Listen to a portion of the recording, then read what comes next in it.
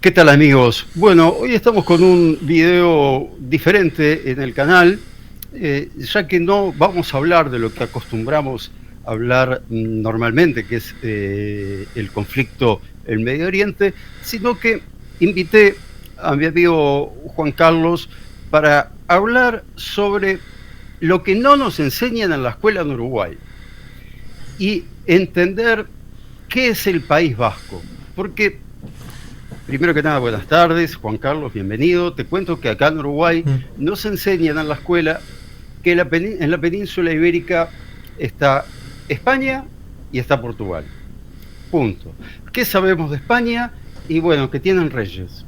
Y no se estudia mucho más en Uruguay sobre lo que es España. Y en este último tiempo, yo me manifiesto humildemente ignorante en todo esto. Siempre supe que evidentemente España estaba dividido en regiones, pero nunca he ahondado a fondo para saber bien cada región, qué historia tiene, por qué forma parte de España. Y bueno, hoy contigo vamos a hablar un poco del País Vasco y por qué el País Vasco es España, pero por qué, por ejemplo, cuando juega España contra Alemania, vos querés que gane Alemania. Bienvenido, Juan Carlos. Bien, gracias. Tiene su razón de actualidad, porque ahora que Donald Trump quiere eliminar las armas para Ucrania, tenemos a Volodymyr Zelensky, que es un héroe que se mantuvo firme y el día 22-24 de febrero de 2022 dijo, cuando le ofrecieron un avión para sacarle de allí, dijo, no me mandéis aviones, no me mandéis ninguna foto, ni abrazos, mandadme balas, mandadme armas, porque yo me quedo aquí y voy a defenderme. Cosa que hizo el Lehendakari Aguirre en el año 36, después del golpe de Estado del 18 de julio de Franco, en 1936. Como mañana es el día 24, y hay un aniversario, 500 aniversario de la batalla de Pavía, en el que Francisco I, rey de Francia, fue capturado, pero había otro rey en esa batalla. Era Enrique II de Navarra, rey de Navarra, que luchaba al lado de Francisco I. ¿Contra los españoles? Sí, contra los españoles, con un regimiento de gascones, que gascón, a que suena mucho a vasco, pues sí, por algunas razones, con lo cual alguien puede preguntarse, ¿pero cómo demonios los vascos luchaban también con el rey de Francia? Bueno, pues esta dualidad que están los vascos al norte del Pirineo y al sur. Pero, como iba a decir, este programa en parte surge porque esta mañana he estado en una manifestación precisamente por este tercer aniversario de la criminal acción de Rusia invadiendo el territorio ucraniano. Y se me ocurrió sacarme una foto al lado de la Plaza Moyúa, en Bilbao. Solemos decir que Bilbao es el centro del universo, así de humildes somos los de Bilbao. Bueno, pues al pasártela, pues me preguntaste, ¿pero este quién es? Pues es el Lehendakari Aguirre, que nació en el año 1904 aquí en Bilbao. Y fue precisamente el primer Lehendakari. Seguramente recordarás a Miki Markus, que fue el primer aluf desde los tiempos bíblicos por parte de Israel. Pues digamos que en términos políticos el primer Lehendakari es precisamente José Antonio Aguirre, con el pasado respecto de cómo se hizo el elemento jurídico político, que es el Estatuto de Autonomía, que es una especie de constitución para la región vasca, y que se pudo implementar el día 7 de octubre de 1936, y durante 9 meses se implementó ese régimen especial sobre tierra vasca antes de tener que ir al exilio. Es una persona bastante fascinante y que lamentablemente fallecería en 1960. Tan solo vivió 56 años. Bien, pero ¿cuándo podemos decir que nace la nacionalidad vasca? Hombre, eso es complicado porque una cosa es tener conciencia de ser un pueblo distinto. Otra, tener escritos que puedan establecer esa idea. Y otra, que haya esa transformación del concepto nación, de ser una nación, a un concepto de institucionalidad estatal. cosa que en buena medida en todo el mundo sucede a partir de la Revolución Francesa, sobre todo en el periodo romántico del siglo XIX. Por eso, por muchos que quieran decir mi nación es milenaria, y es cierto, la nación puede ser milenaria, pero la configuración estatal es normalmente en todos los estados del mundo bastante moderna. Solemos hablar de que el pueblo vasco es uno de los más antiguos de Europa. La lengua todavía no se sabe cuál es el origen, es misterio. Cuál es endógeno, bereber, georgiano, de la zona de los Balcanes. Hay muchas hipótesis. Digo lo del idioma porque el idioma suele ser diferenciador respecto de un pueblo que tenga un idioma distinto. Es una casuística que lo identifica. Luego nos encontramos con diferentes estructuras jurídico-políticas en la etapa de la unificación bajo el Imperio Romano, lo cual ciertamente resulta curioso. Algunos pueblos les permitió tener un paraguas en el que pudieron, lo cual a veces este tipo de dificultades, recuerdo aquí que el pueblo judío tiene la codificación de la Torá en buena medida gracias a una desgracia horrible como es su presencia en Babilonia, pero precisamente ese extrañamiento obliga, para no perder las señas de identidad del pueblo judío, a tenerlas que repetir una y otra vez, a tenerlas bien claras para cuando volvió a Tierra Santa, cuando volvió a Israel, tener ya la misma identidad que cuando fueron expurgados. No sé si me llego a explicar respecto del concepto.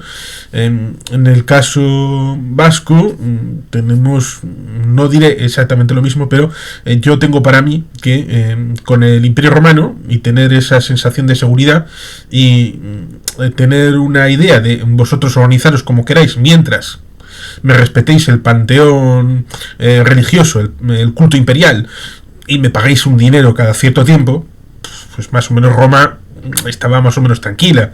En general, tenemos claro luego de lo de Bar Kokhba. Con lo cual, a partir de ahí, pues tenemos un periodo, después de la caída del Imperio Romano de Occidente, con algo que se llamaba los Bagaudas, que eran una suerte de partidas que había por ahí, y luego configuración de lo que supuso el Reino de Navarra en el siglo 7-8. Estamos hablando de la etapa de Carlomagno, que precisamente es derrotado en Orreaga, en Noain. Noain es la zona, es el aeropuerto de Pamplona. Me refiero a Mayún, esta zona norte, que es donde Carlos Martel, seguramente le sonará bastante, es el nombre de Carlos Martel, que era uno de los subordinados de Carlomagno, y en esa situación de la marca hispánica, cuando vuelve, intenta retornar con el rabo entre las piernas, es derrotado precisamente en la montaña navarra. Ahí tendríamos el origen en parte del reino de Navarra, que, como diría mi amigo José Ambeloki, un poco a semejanza de lo que podemos ver en Asterix y Obelix, aquel líder que tiene el pavés, pero el pavés es levantado porque nos que somos más que vos, es decir, los que levantan al rey en pavés, le dicen, nos que somos más que vos, os hacemos rey para que respetéis nuestras normas. Es decir, era un quid pro quo. Nosotros aceptamos que tú eres el rey, pero las normas que limitan tu poder, tú las vas a jurar. Y ese es el concepto de foralidad en buena medida. Y luego, cuando decae en el siglo XIV-XV lo que es el reino de Navarra, emerge el señor de Vizcaya, que acabará desapareciendo en 1876.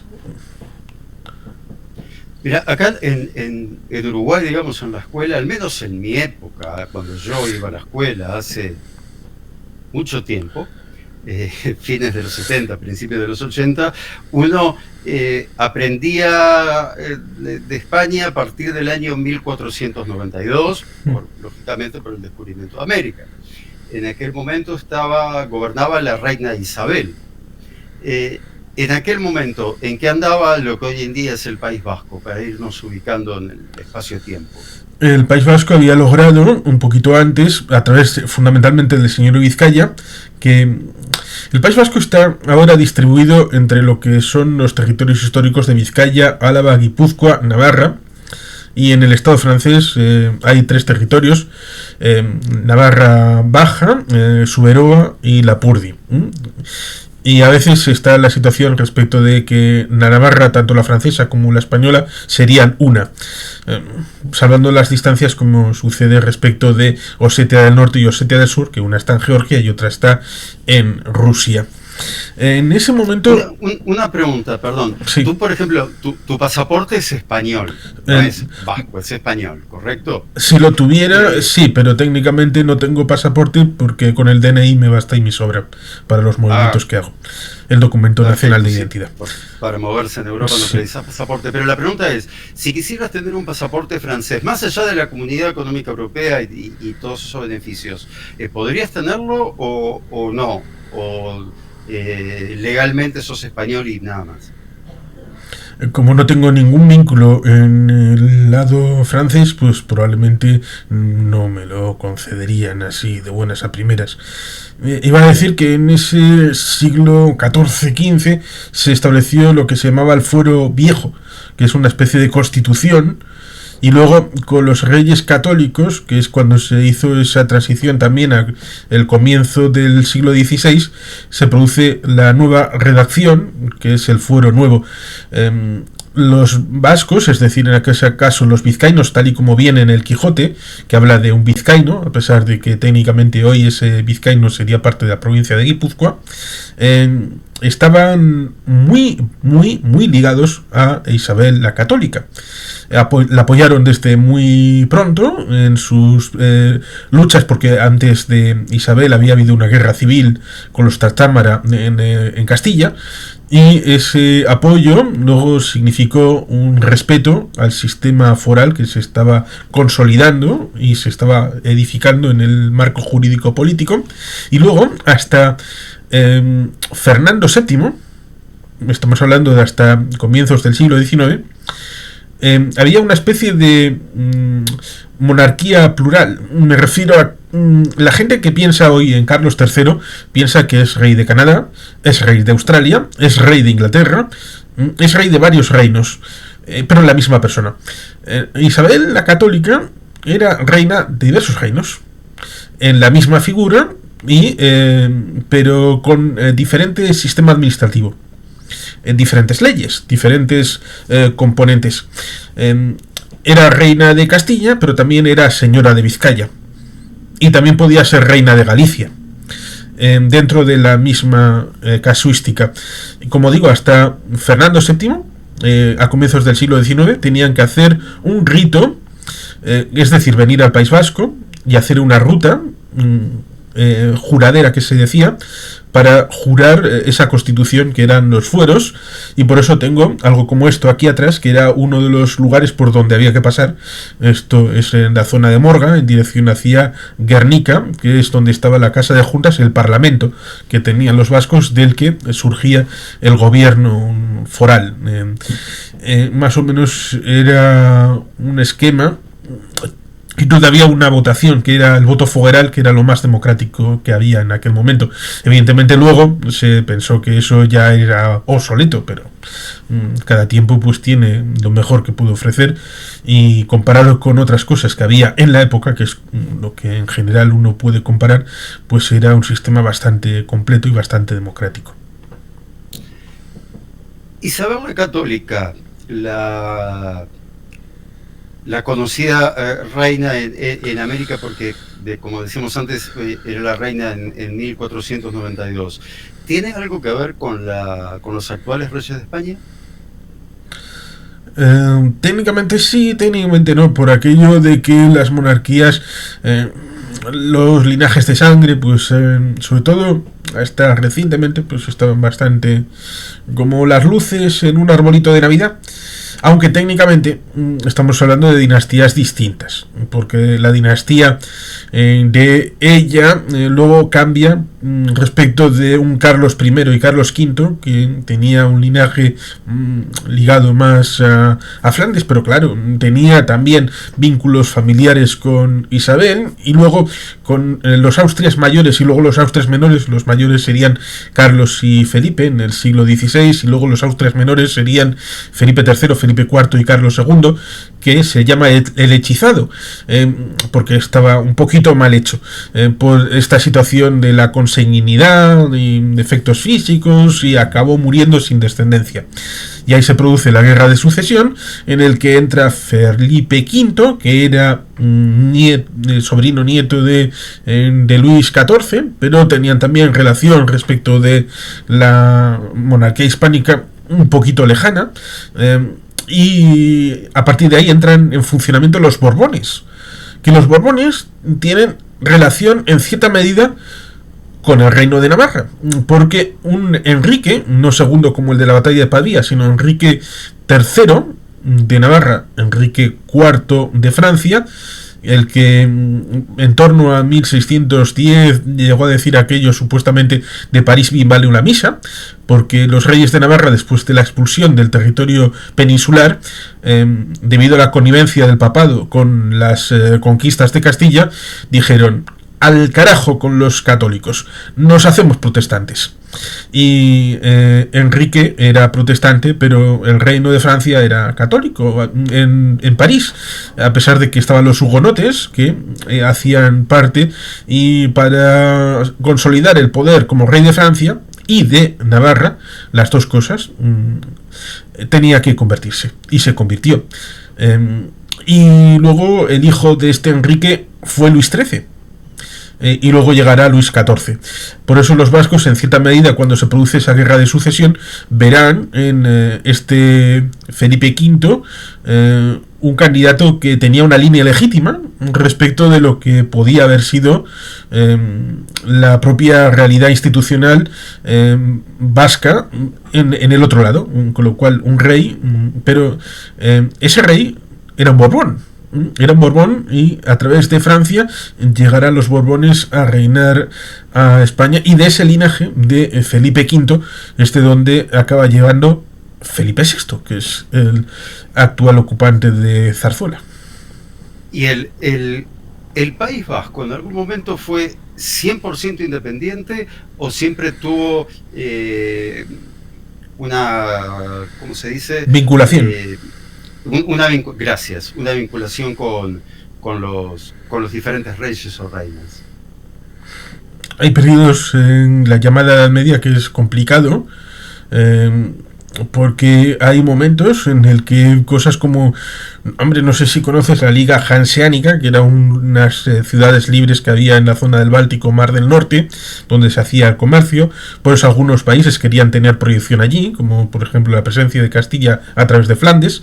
En un momento dado, cuando hay incursiones de piratas, entre comillas, en la zona del Golfo de Vizcaya, el rey de Inglaterra le pide, oye, para estos vascos, que son una gente que me está haciendo aquí cosas que no sé bien cómo tomármelas. Y el rey de Castilla le dijo: ah, no, yo de estos no tengo ni idea, arréglatelas tú con ellos. Había algún vínculo, pero en ese momento, pues entre la libertad que podían tener esta hermandad de las marismas y el hecho de que al final acababan haciendo también tratados internacionales con los ingleses o con los franceses, pues ahí podemos visualizar en parte una situación. Luego tenemos ciertamente lo que es el Reino de Navarra, que es una institucionalidad que fue un reino independiente hasta el 1512, cuando se produce la final invasión del territorio, que era un pueblo de vascones. Incluso un partido como Unión del Pueblo Navarro, que se dicen ser regionalistas pero son unionistas españoles, en sus estatutos fundacionales del año 1976 dicen que ellos son los auténticos vascones, los de verdad, los de pura cepa. pero tal vez en el periodo más cercano, la independencia más plena fue en un tiempo trágico, como fue el año 1936-37 en el que cité, en el que se produce el golpe de Estado del 18 de julio de 1936 por Francisco Franco y algunos más. Y dado que desde muy temprano, porque para el 1 de septiembre se corta la conexión con la frontera francesa por Irún, el territorio de la República en la cornisa cantábrica se queda separado físicamente de otros territorios republicanos peninsulares. En esa situación se produce una suerte de independencia, entre comillas, porque aparte del texto constitucional del estatuto, evidentemente hay que hacer cosas en base a lo que la sociedad necesita, con lo cual las capacidades de obrar fueron mucho mayores de lo que la legalidad establecía. Con lo cual, de facto, hay quien llega a decir que fue casi una independencia, aunque no declarada. En ese periodo de 9 meses, prácticamente entre lo que supone el establecimiento del estatuto, ya con una figura jurídica y con un gobierno, con la jura del Lehendakari el día 7 de octubre de 1936 y la toma de Bilbao en junio de 1937. Año 37. Cuando gobierna Franco, el País Vasco tiene un gobierno que dependía de Madrid. ¿Cómo reacciona el País Vasco en ese momento? Me imagino que habrá un porcentaje que ve a Franco con simpatía y otro porcentaje que está del otro lado. Sí, efectivamente hay un grupo de gente que está en torno a Neguri, que curiosamente es parte del municipio en el que vivo, que es Quecho, en el que había gente de la burguesía que simpatizaba por Madrid, en parte supuestamente por haber hecho negocios con aquellos de allí y haber generado esas riquezas y haber dependido en parte supuestamente del poder político y del conchaveo posterior de lo que había sucedido. Y esto viene desde la época de Sabino Arana, otra personalidad bastante importante, que es la creadora precisamente de esta idea de Partido Nacionalista Vasco el día 31 de julio de 1890. Pero más allá de esta situación, evidentemente esa burguesía que apoya a Franco pues estará bien representada durante la dictadura. Por ejemplo, estoy pensando en un Esteban Bilbao, que fue presidente de las Cortes franquistas, un José Félix de Lequerica, que fue ministro franquista, y se podrían citar a otras personalidades que tienen raíz vasca, pero que están del lado del régimen franquista, en el lado de los defensores de la libertad, de la búsqueda de la democracia. Cuando se termina la guerra civil, la práctica que viene a ser el día 26 de agosto del año 1937, porque es cuando se produce finalmente el acuerdo de Santoña, que ha tenido bastante literatura y ha sido bastante la manipulación que se ha utilizado de este suceso. Se llegará el gobierno vasco en el exilio, porque acabará saliendo de tierra vasca, hacia Barcelona, en Cataluña, y posteriormente, en enero del 39, cuando ya está copado el territorio catalán, saldrá el presidente catalán y el presidente vasco por el Pirineo en dirección a un exilio conjunto en Francia. Claro, evidentemente en Francia estarán unos meses, hasta el mayo de 1940, que como todo el mundo sabe, se produce la derrota de todo el reino de Francia, república, lo que sea, da igual, pero cayeron. Tú lo has recordado en bastantes vídeos respecto de cómo Francia fue poco confiable en la Segunda Guerra Mundial. Y ahí se da una circunstancia curiosa, y es que cuando tal vez hubiera podido intentar salir por Dunkerque, pero claro, ahí salieron militares. El Lehendakari estaba en Bélgica en ese momento, el Lehendakari Aguirre. Decide tomar la decisión más arriesgada: ir a la boca del lobo. En vez de ir para allá, se fue para allá. y se metió en Berlín y se vivió durante muchos meses con una identidad falsa proporcionada por un diplomático de Panamá, con las letras la misma, pero en vez de Aguirre LQB era Álvarez Lastra, con un bigote, unas gafas, ahí camuflado, hasta que finalmente en 1941 pudo salir en dirección hasta Estocolmo y ahí coger un barco en dirección a Sudamérica, terminando en Montevideo. Ahí apareció de nuevo a la vida después de un viaje transatlántico en 1941, pasó a Argentina y a partir de ahí pues reinstauró el gobierno vasco en el exilio, en primer lugar en Nueva York, y cuando terminó la guerra para París, es decir, a partir de agosto del 44, cuando ya París es liberada, entonces se vuelve a transmitir el gobierno vasco desde Nueva York a París, hasta que se cierra la delegación del gobierno vasco en 1979. El Lehendakari tratará de hacer una oposición, tanto externa como interna, con huelgas como la del 1951, que fue bastante importante, siempre con la idea de que el interior, que se había ido desarrollando, porque claro, la vida tempus fugit, la gente no depende únicamente de los personajes que han ido al exilio y que han tenido cierta importancia, por ejemplo en Argentina o en Chile. Pedro Basaldúa, que no sé si, yo creo que si no lo conocemos aquí en Chile y en Argentina, pues tampoco lo conocerán ahora, pero fue un ideólogo político que fue asesor del Lehendakari Aguirre y que tuvo importancia en el desarrollo de ideología en democracia cristiana. Con lo cual ahí hubo vectores de conocimiento y reconocimiento mutuo que creo que perduran, por lo menos en base a las casas vascas, las Euskal Etxea, que siguen estando ahí, el lugar donde hay más casas vascas es en Argentina ahora mismo, a través, creo recordar que Nabo es la de Estados Unidos. No recuerdo exactamente cómo es el nombre de la organización que reúne a las casas vascas de Argentina, pero ahí están. Y en 1956, curiosamente, en el 20 aniversario de la proclamación del Lehendakari en Guernica, se hace un recorrido, como es el Congreso Mundial Vasco, el primer Congreso Mundial Vasco, para hacer una especie de descargo de esos 20 años de gobierno, también en el exilio, pero también con relación al interior. Y luego, claro, estamos en una guerra fría, en una guerra mundial ideológica.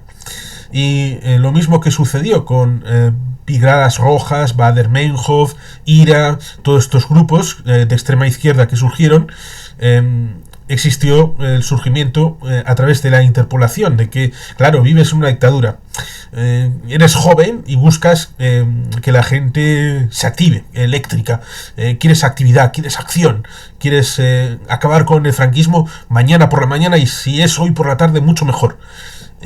Y a eso interviene el marxismo-leninismo con una independencia instrumental, estableciendo un grupo de este tipo de gente que tiene mucha fogosidad, pero no tienen claro cuál es el horizonte que puedan querer, y ahí se crea ETA.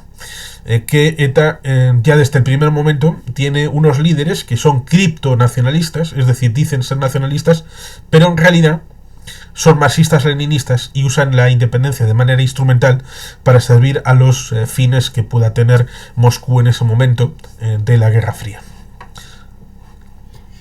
Bien, para aclarar unas cosas en mi mente, sí. ¿Franco muere en qué año? ¿1970 y...? El 20 de noviembre de 1975. 75.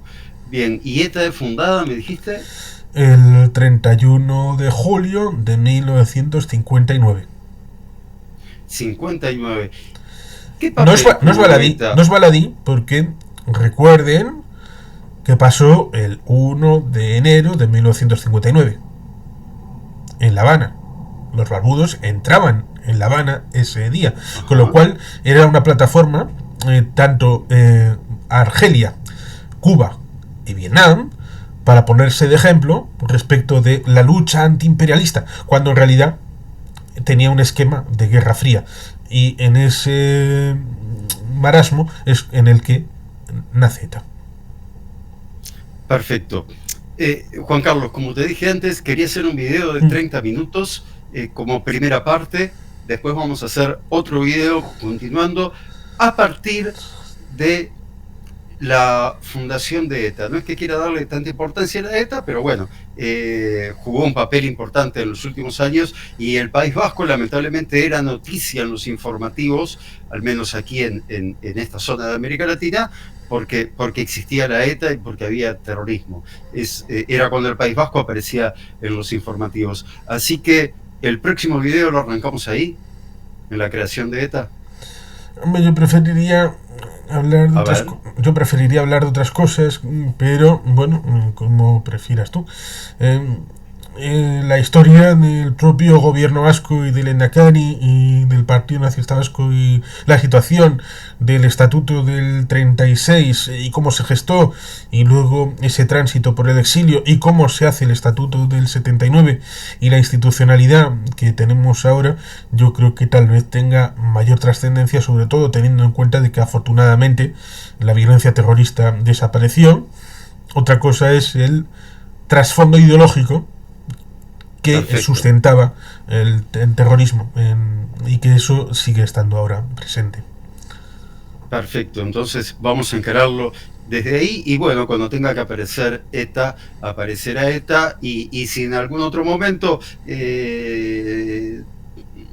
podemos tener también la posibilidad de hacer un video informando, enseñando sobre cómo se vivió en carne propia el terrorismo en esa zona del mundo, porque te reitero, lamentablemente las noticias que llegaban a Uruguay eran esas. Uno asociaba al País Vasco con ETA, y está bueno poder ver la otra cara del País Vasco y no asociarlo siempre con lo mismo. Así que tenés mucha razón en tu propuesta. Te agradezco por estos ya 32 minutos y nos reencontramos en breve para hacer la segunda parte. Bien, perfecto, pues gracias a los que hayan llegado hasta aquí. Muy bien, a los que llegaron hasta aquí, recuerden suscribirse, activar la campanita, y vamos a comenzar en el canal a poner algunos videos diferentes y no estar siempre en torno a lo que es, obviamente siempre el centro de este canal va a ser Israel, pero también vamos a ir hablando de otras comunidades para no quedar encerrados siempre en el mismo círculo. Abrazo grande, Juan Carlos. Sí, ciertamente, y recordar que hubo comunidades judías tanto en Balmaseda como en Vitoria, como en la Ribera de Navarra. Así que, con permiso, a Israel Jai.